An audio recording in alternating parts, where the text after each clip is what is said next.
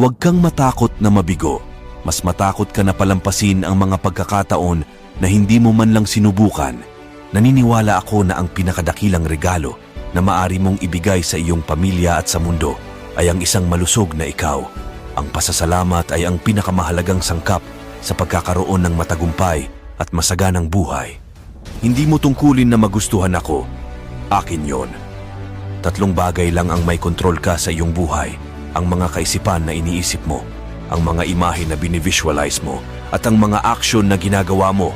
Hindi mo mababago ang iyong buhay hanggang hindi mo binabago ang isang bagay na ginagawa mo araw-araw. Ang sikreto ng iyong tagumpay ay matatagpuan sa iyong araw-araw na ginagawa.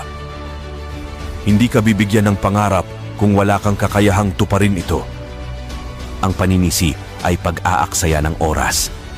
Kahit gaano kalaki ang nakita mong kasalanan sa iba at kahit gaano mo siya sisihin, hindi ka nito mababago. Hindi mo kailangang maging perpekto, kailangan mo lang itong simulan. Kung nais mong magtagumpay, kailangan mong alisin ang salitang hindi ko kaya at lahat ng mga katulad nito gaya ng sana ginawa ko. Ang lahat ng iyong ninanais ay nasa kabilang bahagi ng iyong takot.